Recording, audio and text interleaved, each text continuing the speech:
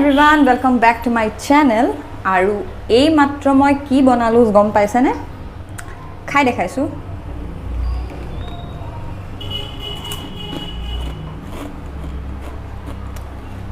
এইটো হৈছে caramel bread biscuit কব পাৰে, caramel bread biscuit কব পাৰে, caramel bread popcorn কব পাৰে। ইমান টেস্টি হৈছে। যোনে খোৱা নাই আই নো ম্যাক্সিমামে বনোৱা নাই হয়তো। এবাৰ বনাই খাওক। মই ৰেচিপিটো আপোনালোকক দেখুৱাইছো। এই ৰেচিপিটো মই শিকিছিলো মোৰ এগৰাকী বৌ শিলঙত থাকে। বৌয়ে এবাৰ টেমা এটাত এক টেমা বনাই আনিছিলে। এই ৰেচিপিটো আপোনালোকৰ বাচ্চাবিলাকেও খাই বহুত ভাল পাব। ডাঙৰেও খাই ভাল পাব। চাহৰ লগত কেতিয়াবা খাবলৈ বা ক'ৰবাত ফুৰিবলৈ গ'লে টেমাত বনাই ভৰাই লৈ যাব পাৰে। বিৰাট টেস্টি লাগে খাই। সহজ হয় বনাবলৈ। একদম ক্ৰাঞ্চি মুৰুক উঠে। সো ভাবিলো আজি ব্লগটোত মই এই ৰেচিপিটো শেয়াৰ কৰোঁ আপোনালোকৰ লগত। আশা কৰোঁ আজি এই কেৰামেল ব্ৰেড বিস্কিটটো খাই আপোনালোকে ভাল পাব। ক'ৰবাত ট্ৰেভেল কৰিলে টেমাত ভৰাই লৈ যাব পাৰে। সেই শিলঙত থকা সেই বৌগৰাকীয়ে তাৰ পৰা আহোঁতে টেমাত ভৰাই লৈ আহিছিলে। মোৰ খাই ইমান বেছি ভাল লাগিছিলে। মই তেতিয়াই তেওঁৰ পৰা ৰেচিপিটো লৈছিলোঁ। মোৰ মনত আছিলে বাট মই বনোৱা নাছিলোঁ কেতিয়াও। কিন্তু এতিয়া মই ফাইনেলি বনালোঁ আৰু য়াংকিয়ে কিন্তু খুজি খাইছে। মাহঁতেও খাই ভাল পাইছে, কৌস্তৱেও খাই ভাল পাইছে। সো ডেফিনেটলি আপোনালোকেও ট্ৰাই কৰি চাব লাগে। সো কেৰামেল ব্ৰেড বিস্কিট বা কেৰামেল ব্ৰেড পপকৰ্নৰ ৰেচিপিটো এতিয়া আপোনালোকে চাওক আৰু নিশ্চয় ঘৰত কিন্তু ট্ৰাই কৰিবলৈ একদম নাপাহৰিব। প্ৰথমতে মই 5-6 পিচমান ব্ৰেড লৈছোঁ। কেতিয়াবা আমাৰ চাবচোন ব্ৰেড কেতিয়াবা থাকিও যায়, লাষ্টৰ এপিচ দুপিচ থাকি যায়, তেনেকৈ গোটাই থৈও আপোনালোকে বনাব পাৰে। মই পিছে ফ্ৰেছ পেকেট এটা প্ৰায় 5-6 পিচমান ব্ৰেড লৈ লৈছোঁ। আৰু এই ধৰণে এখন চুৰিৰে দীঘলে কাটি লৈছোঁ। সৰু কিউবছত আপোনালোকে কাটিব লাগিব। প্ৰথমতে ব্ৰেডখিনি এই ধৰণে সৰু কিউবছত কাটি ল'ব।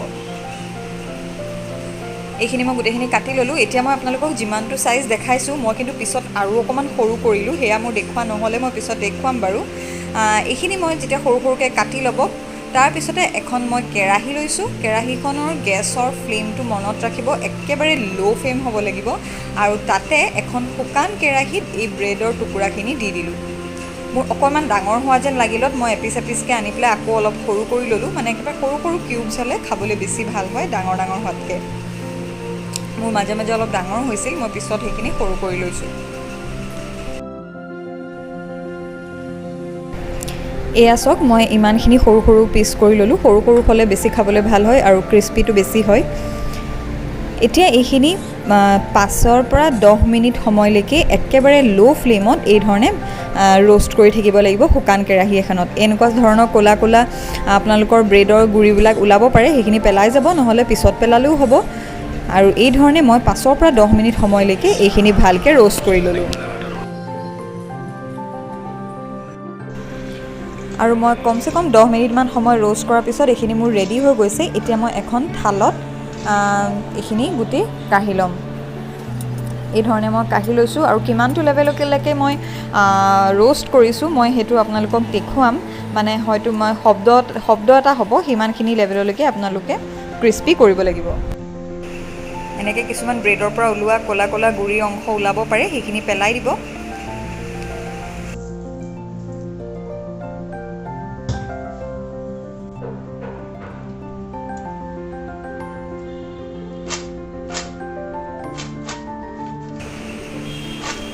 শব্দটো শুনি গম পাইছেনে? মই কিমানটো লেভেললৈকে এইখিনি শুকানে ভাজিছোঁ, কিমানটো লেভেললৈকে ৰোষ্ট কৰিছোঁ, এনেকুৱা ধৰণৰ শব্দ এটা হ'ব।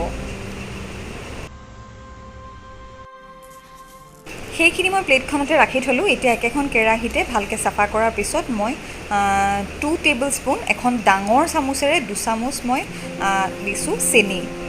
আপোনালোকে যিমান ব্ৰেডৰ বনায় সিমানখিনি লেভেলত চেনি ল'ব লাগিব। মই 5 পৰা 6 পিচ বনাইছোঁ কাৰণে বহুত বেছি নহয়, সেইকাৰণে মই ডাঙৰ এখন চামুচেৰে 2 টেবুল স্পুন মই দিছোঁ চেনি। এই চেনিখিনি এতিয়া আমি কেৰামেল হ'বলৈ ৰ'ব লাগিব। আৰু এয়া চাওক লাহে মোৰ চেনিখিনি কেৰামেল হৈ আহিছে। এতিয়া কিন্তু আপোনালোকে একেবাৰে হেতাখন এৰিব নোৱাৰে, কণ্টিনিউৱাছলি এই ধৰণে হেতাখন লৰাই থাকিব লাগিব। আৰু হেতাখন যেতিয়া মোৰ চেনিখিনি গলি অহাৰ ষ্টেজতে মই 1 চামুচ ভৰ্তিকৈ ইয়াত দি দিছোঁ বাটাৰ। 1 চামুচ বাটাৰ দিয়াৰ পিছত মই ইয়াতে 1/4 কাপ গাখীৰ দিছোঁ। 1/4 কাপ মানে ধৰক কিমান হ'ব 2 চামুচমান গাখীৰ দিছোঁ, বহুত বেছি নহয়, 2-3 চামুচমান গাখীৰ দিছোঁ। গাখীৰ কিন্তু সৰহকৈ দি নিদিব আৰু কণ্টিনিউৱাছলি হেতাখন লৰাই থাকিব লাগিব। মই সেই কাপটো জোখত গাখীৰ দিছিলোঁ কাৰণে মই 1/4 কাপ দিছোঁ, আপোনালোকে আন্দাজটো কৰি ল'ব। আৰু কণ্টিনিউৱাছলি মই লৰাই আছোঁ হেতাখন, একেবাৰে ৰখি থকা নাই। যেতিয়া এটা ফেন উঠি অহা নিচিনা হ'ব, ভালকৈ গোটেইখিনি গলি আহিব, মিক্স হৈ যাব, সেইটো ষ্টেজতে যিখিনি ব্ৰেড আমি ৰোষ্ট কৰি থৈছিলোঁ সেই ব্ৰেডখিনি দি পেলাই পূৰা ভালকৈ হেতাখনেৰে লৰাই দিব, যাতে গোটেই ফালে চবফালেই কেৰামেলৰ যিটো চেনীৰ কেৰামেলটো চবফালে যাতে লাগি যায়।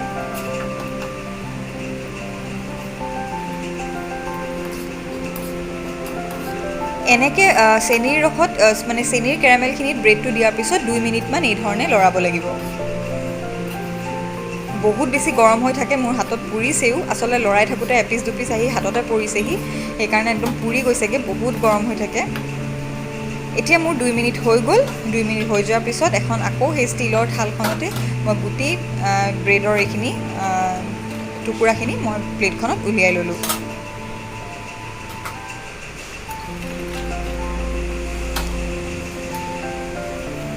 আৰু অলপ ইফাল সিফালকৈ লৰাই দিব, মানে গোটেই প্লেটখনত অলপ মেলি দিব, মানে থুপ খাই একেলগে লাগি থাকিব নালাগে।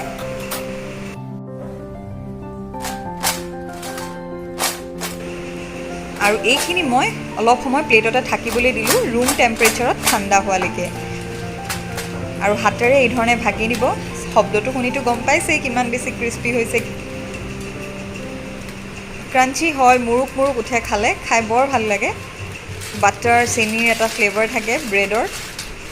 আৰু এই ধৰণে হাতেৰে অকণমান ভাঙি মানে তাৰ ইটোৰ লগত সিটো যিহেতুকে চেনীৰ লগত লাগি ধৰে, সেইকাৰণে এই ধৰণে হাতেৰে অকণমান ভাঙি দিছোঁ।